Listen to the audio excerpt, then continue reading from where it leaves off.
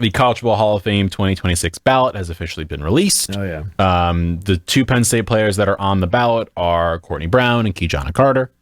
Syracuse has Marvin Harrison on there as well. Amongst the multitude of players, we have Mark Ingram from Alabama. You've got Aaron Donald from Pitt, amongst dozens of others. There are like 50, 60 names on this list. It's huge. Well, Donald was legitimately a great player at Pitt. Adamakin Sue is on here, speaking of defensive linemen. Adamakin Sue he will get in, no question. He was as dominant a player when he played as you're going to find, where you sit back and go, wow, what a player he was in his time. Aaron Donald, as great as he was in the pros, he actually was a terrific player at Pitt. I talked about him many times on the show about how good he was at Pitt.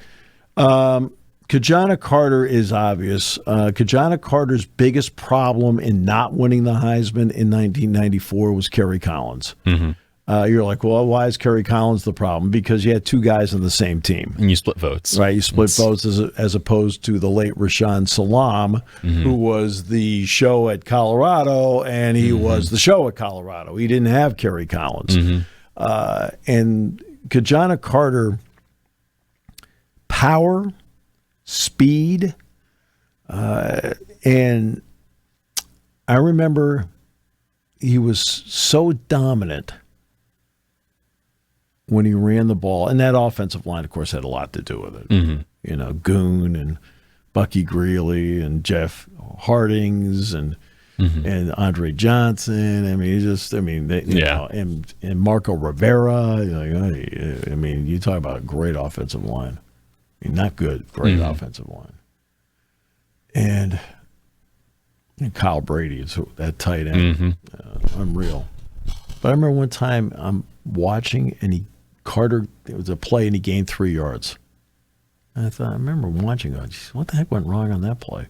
And then I had to stop myself and say, you idiot, he just gained 3 yards. I mean, it wasn't that bad, right? I mean, that's because you expected every play. The standard was so high. Okay, you expected every at-bat to be Aaron Judge in the regular season.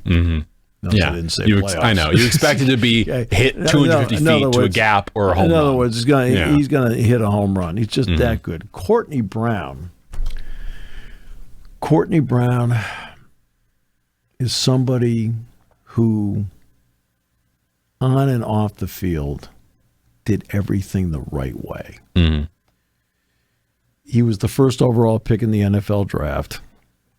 He went to the Cleveland Browns, and then LeVar went second to Washington. But Courtney Brown was a great technician. You know, I need you to rush at this angle. He would rush at that angle. I need you to not give up the edge. He wouldn't give up the edge. I need you to get to the quarterback. I'll get to the quarterback. I can't let you lose contain on the quarterback. They never lost contain because he wouldn't allow it.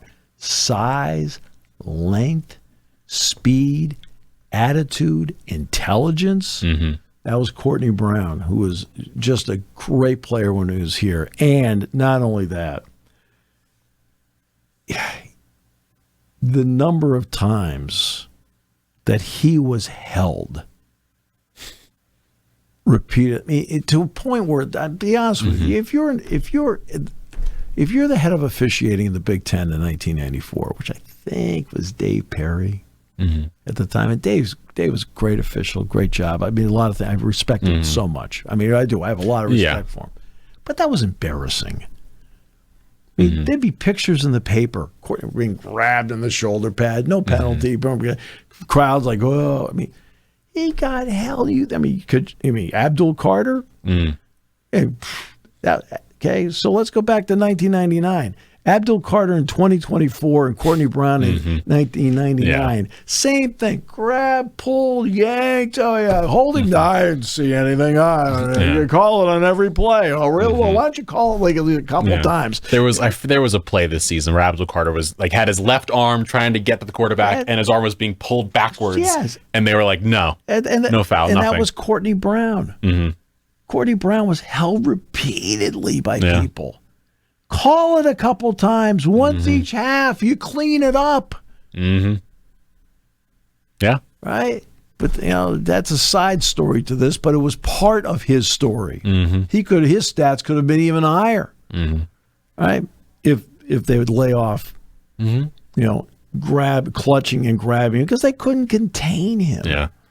Right. Then, so those are the two guys, right? Marvin Harrison. For me, I wanted to bring him up as a Syracuse guy. Marvin Harrison's pros pro. Okay. He was a pros pro in college and ended up being a pros pro in the pros. Let me say that. Now I'm taking Marvin Harrison not at Syracuse at the moment. I'm taking Marvin Harrison now with the Indianapolis Colts. We can talk about Peyton Manning making him better, but we can also realistically talk about Marvin Harrison making Peyton Manning better, and he made Reggie Wayne better. A pros pro, and carried himself as a pros pro in college at Syracuse, where he was a great player, and that's why the Colts looked at him and said, he may not have had some of the natural gifts of Reggie Wayne, for example, and Wayne's a great player. Yeah. So, okay. But Wayne's got some height. He's got some speed. Remember that Super Bowl touchdown he got behind the Bears, and I think it's the only Super Bowl touchdown Manning thrown in his career, if I recall. Well, no, he threw Pierre Garçon, caught one against the Saints. Yeah. He threw a couple in against a the loss. Saints. Yeah. That was it. He didn't throw anything in the Denver, the Carolina. No. He handed the ball off. He handed the ball off and said, "Hey, Von Miller, you want to get a few sacks for me? Thank you." Great job, Von. Gotcha. All right. But that's Marvin Harrison. Okay. When you're a wide receiver and you have the ability to make people around you better, normally it's the other way around. But he made multiple people. He made Manning better. He made Wayne better. He's just a terrific player. Sue was dominant at defensive tackle, as was Aaron Donald. Yeah. And when you can get that kind of pressure, number one, they both played the run beautifully. But when you can get that kind of pressure up the middle, which quarterbacks hate. See, this is where Zane Durant comes in this year.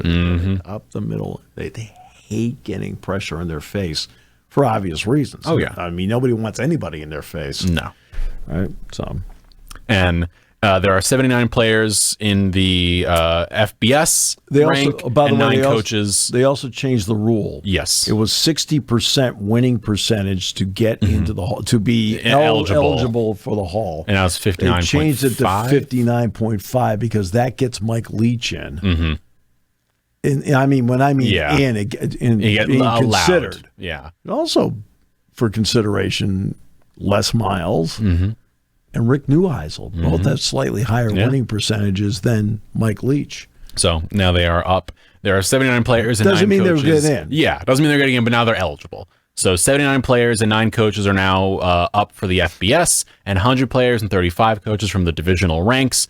And the voting will wrap up on July 1st. So we've got a little bit of time awaiting us, and now we get to wait and see who ends up in the College Football Hall of Fame. Some coaches nominated include we've got Gary Patterson, Chris Peterson, Tommy Tuberville, amongst others. Sebastian Janikowski, the kicker's up for it. One of the few kickers to get drafted. He's a great kicker at Florida State.